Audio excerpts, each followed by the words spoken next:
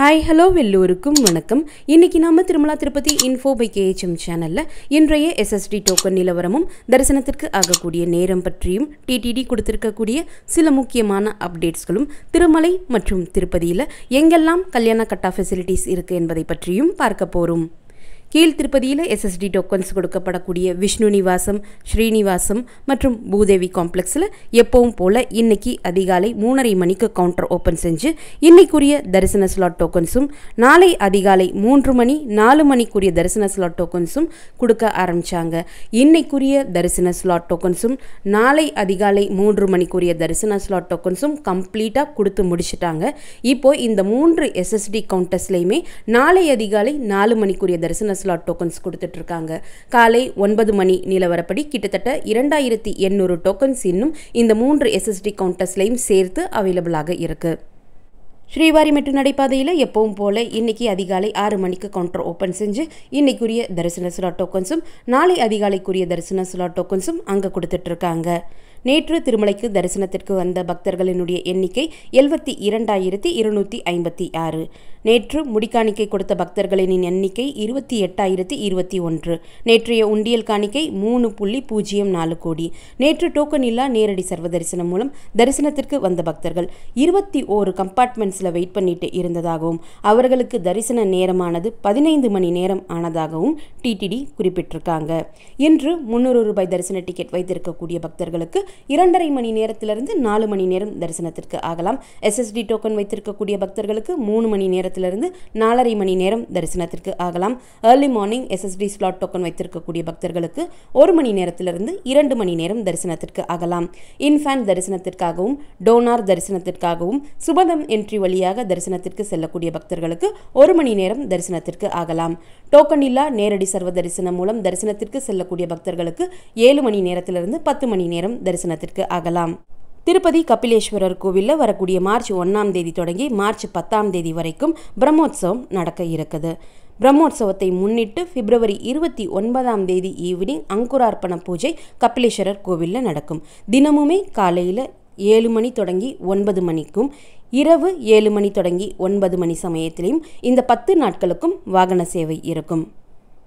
திருமலை மற்றும் திருப்பதியில் எங்கெல்லாம் முடிக்காணிக்கை கொடுக்கக்கூடிய இடங்கள் இருக்கு, எந்த நேரத்தில் இந்த முடிக்காணிக்கை கொடுக்கக்கூடிய இடங்கள் இயங்கும் என்பதை பற்றி பார்க்கலாம்.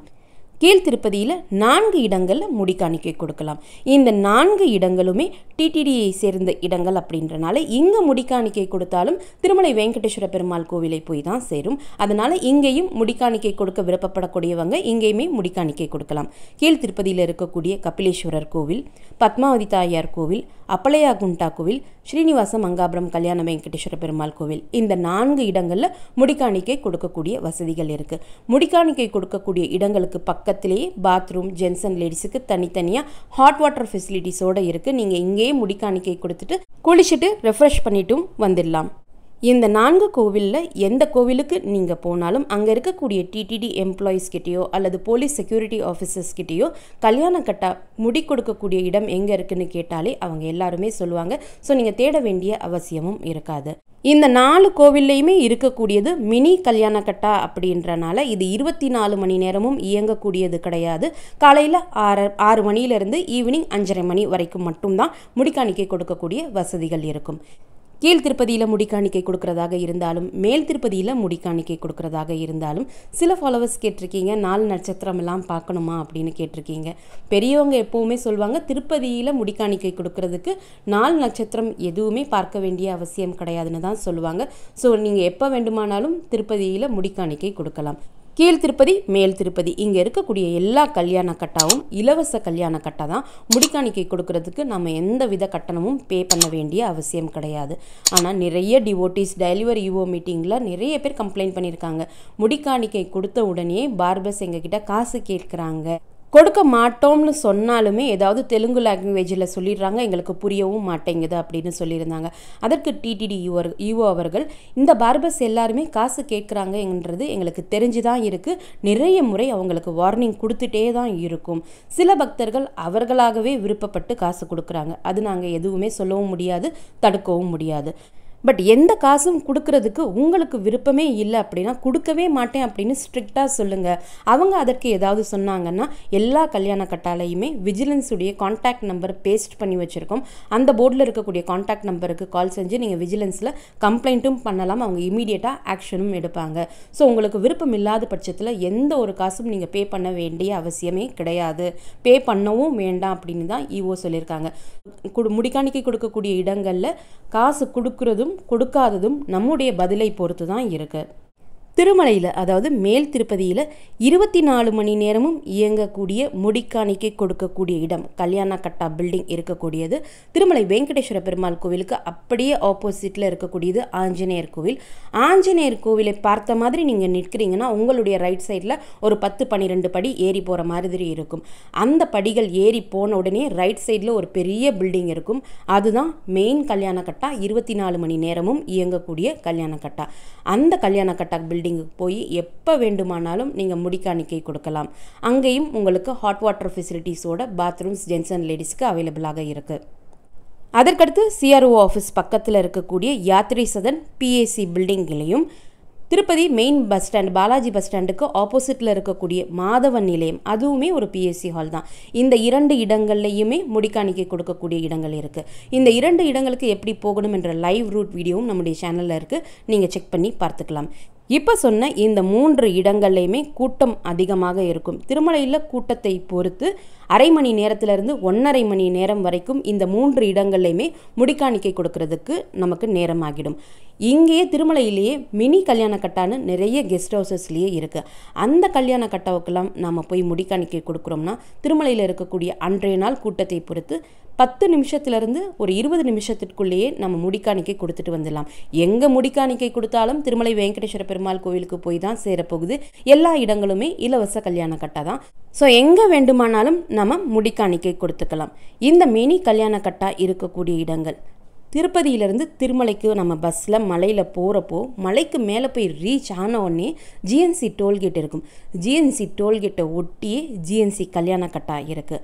அதற்கடுத்து சிஆர்ஓ ஆஃபீஸை ஒட்டி இருக்கக்கூடிய சப்தகிரி ரெஸ்ட் ஹவுஸ், சிஆர்ஓ ஆஃபீஸ்லேருந்து ஜஸ்ட் ஒரு 2-3 நிமிஷம் நடக்கக்கூடிய தூரத்தில் தான் சப்தகிரி ரெஸ்ட் ஹவுஸ் இருக்குது. இங்கேயும் மினி கல்யாண கட்டா இருக்குது.